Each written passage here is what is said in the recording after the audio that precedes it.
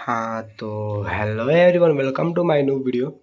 आज हम लोग करने वाले हैं क्लास टेंथ का चैप्टर नंबर 1, जो कि सब्जेक्ट है संस्कृत। चैप्टर नंबर 1 का नाम है मंगलम, जो कि बहुत ही अच्छा चैप्टर है। इसमें आत्मा और परमात्मा के बारे में चर्चा किया गया, जो कि बहुत ही अच्छा लगता है पढ़ करके। आप लोग अगर पढ़े होंगे, हम तो सिर्फ ऑब्जेक्टिव वाइज आप लोगों को क्लियर करवा रहे हैं। अगर हमको टाइम मिलता है तो आपको पूरा एक्सप्लेन चैप्टर भी करवाएंगे, लेकिन अभी फ़िलहाल आप लोग के ऑब्जेक्टिव और सब्जेक्टिव हम फोकस कर रहे हैं।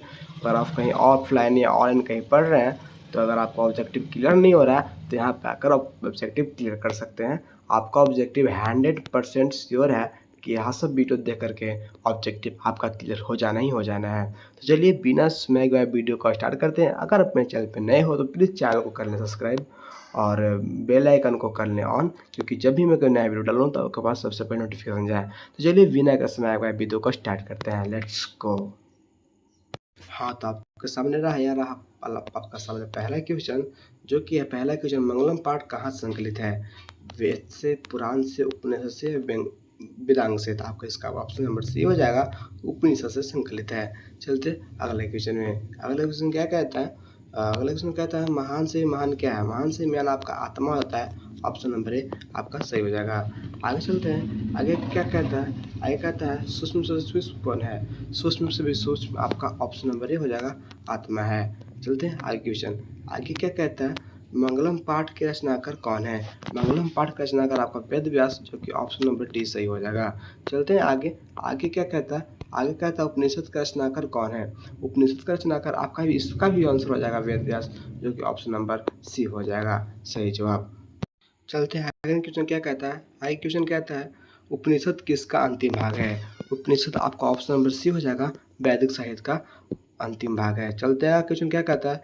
मंगलम पाठ में किस प्रकार के मंत्र है? मंगलम पाठ में आपका हो जाएगा ऑप्शन नंबर ए, पद में किया गया है, इसको पदात्मक बोलते हैं। चलते हैं अगला क्वेश्चन क्या कहता है? अगला क्वेश्चन आपका उपनिषद किसका सिद्धांत प्रकट करता है? पुराण, दर्शन, ईश्वर या आत्मा का? तो आपका उपनिषद दर्शन का सिद्धांत प्रकट करता है, जो कि आपका ऑप्शन नंबर बी सही हो जाएगा। चलते हैं आगे अगला क्वेश्चन में। अगला क्वेश्चन कहता है किसे वश में नहीं किया जा सकता है? तो आपको पता होगा कि आत्मा को वश में नहीं किया जा सकता है। अगला क्वेश्चन है विद्वान शोक रहित होकर किसको देखता है? भगवान शोक रहित होकर परमात्मा को देखता है, जो कि ऑप्शन नंबर सी सही हो जाएगा। चलता है क्या कहता है? सत्य से किसका रास्ता प्रशस्त होता है? सत्य से देवलोक का रास्ता प्रशस्त होता है। सत्य ही बोलेगा तो देवलोक में जाएगा। चलते हैं अगला। यह संपूर्ण संसार किसके द्वारा अनुशासित है?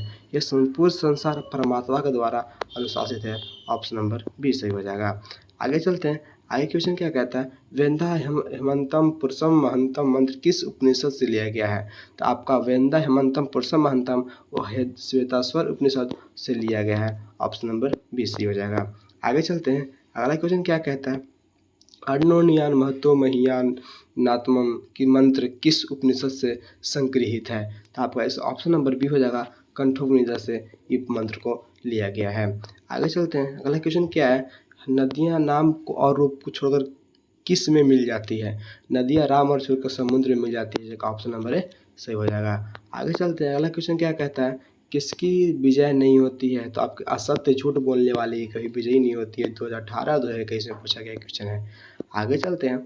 अगला क्वेश्चन है किनकी महिमा का गायन हुआ है?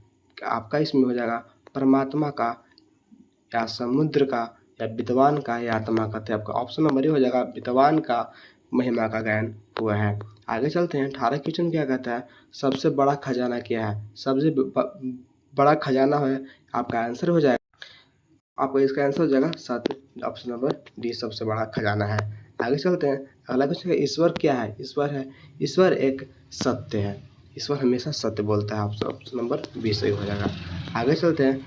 आगे क्या कहता है? अगला क्वेश्चन है आपका ईशावास्य उपनिषद में किसके विषय में कहा गया है? इसका आपका आंसर नंबर हो जाएगा ईशावास्य उपनिषद में आपको आत्मा के बारे में, जो कि ऑप्शन नंबर आपका डी सत्य हो जाएगा। आगे चलते हैं। अगला क्वेश्चन क्या कहता है? अगला क्वेश्चन कहता है कंठोपनिषद में किसके बारे में कहा गया था? कंठोपनिषद में आपका ऑप्शन नंबर ए परमात्मा के बारे में कहा गया है। आगे चलते हैं। आगे क्या कहता है? आगे कहता है श्वेताश्वर उपनिषद में किसके बारे में कहा गया है? तो श्वेताश्वर उपनिषद में आपका कहा गया परमात्मा। सही आंसर हो जाएगा, ऑप्शन नंबर ए सही है। आगे चलते हैं, आगे क्या कहता है, 1 मिनट, आगे क्या कहता है, आगे आपका किसके प्रभाव से विद्वान शोक रहित होते हैं? आपका इंद्रियों से विद्वान शोक रहित होते हैं। आगे चलते हैं, अगला क्वेश्चन क्या कहता है, सत्य मार्ग से विद्वान कहा जाते हैं? सत्य मार्ग से विद्वान देवलोक में जाते हैं, ऑप्शन नंबर ए सही हो जाएगा। आगे चलते हैं, आगे क्या कहता है, आगे है कौन अपने नाम और रूप को छोड़कर समुद्र में जाते हैं? तो नदियाँ अपने नाम और रूप को छोड़कर समुद्र में जाती है, ऑप्शन नंबर से सही हो जाएगा। आगे चलते हैं, साधक किसको पार कर सकते हैं? साधक मृत्यु को पार कर सकते हैं, ऑप्शन नंबर सही है। आगे चलते हैं, आगे क्या कहता है, सत्य धर्म के लिए किसको हटा दें? सत्य धर्म के लिए हिरण्यन पात्रेण को, ऑप्शन नंबर डी को हटा दें। आगे चलते हैं, आगे क्या है, आगे है सत्य का मुख किस पात्र से ढका है? सत्य का मुख स्वयं हिरण्य पात्र से ढका है, ऑप्शन नंबर ए सही हो जाएगा। आगे चलते हैं, आगे कहता है नदियाँ क्या छोड़कर समुद्र में मिल जाती है? नदियाँ अपने नाम और रूप को छोड़कर समुद्र में मिल जाती है, ऑप्शन नंबर बी सही हो जाएगा। आगे चलते हैं, आगे क्या कहता है, प्राणियों को हृदय रूपी गुफा में कौन बंद है? प्राणी की हृदय रूपी गुफा में आपका देव, ऑप्शन नंबर ए हो जाएगा। नदियाँ कहाँ जाकर मिलती है? नदियाँ समुद्र में जाकर मिलती है, ऑप्शन नंबर बी सही हो जाएगा। आगे चलते हैं, आगे क्या कहता है, आगे कहता है किसकी जय होती है? आपका हमेशा सत्य की जय होगी, असत्य की कभी जय नहीं होती है।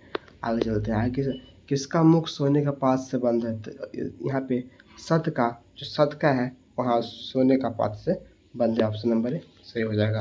आगे चलते हैं, आगे क्या कहता है, ब्राह्मण का मुख किससे ढका है? ब्राह्मण का मुख सोने से ढका है, जो कि ऑप्शन नंबर सी सही हो जाएगा।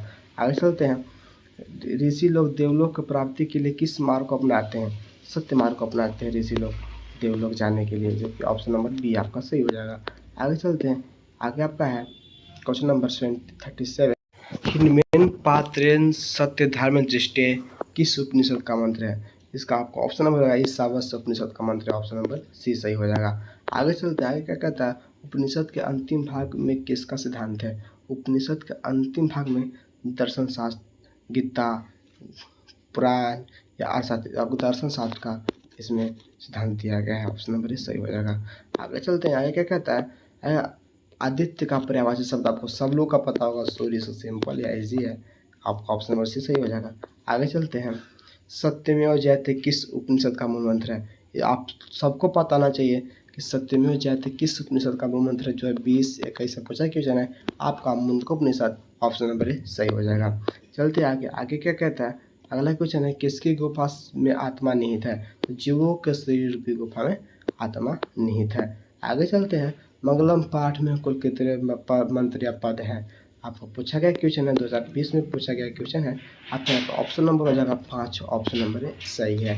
आगे चलते हैं, अगला क्वेश्चन देखिए, आगे क्वेश्चन आपका नहीं है, आपका यहीं पे सही हुआ, समाप्त हुआ आपका ये मंगलम पाठ का चैप्टर, जो कि हमको आशा करते हो कि आप लोगों को बहुत ही अच्छा लगा होगा, एकदम क्यूटी से लगा होगा आप लोगों को, और अच्छा लगा हो तो प्लीज़ वो लाइक कमेंट कर दीजिए, अच्छा लगा है तो वो अच्छा ही करता हूँ कि अच्छा ही लगा होगा। अगर आप वीडियो से देखकर कुछ भी वीडियो को सीखने को मिले तो प्लीज़ सब्सक्राइब करना ना भूलें, अगर चैनल पे नए हो तो सब्सक्राइब कर दें और बेल आइकन को ज़रूर से ऑन कर दें, क्या कि जब भी कोई मैं नया वीडियो डालूँ तो सबसे पहले आपके पास नोटिफिकेशन जाए। तो चलिए आज के लिए इतना ही, तब तक के लिए बाय बाय, जय हिंद, जय Bharat, bye bye all family, love you.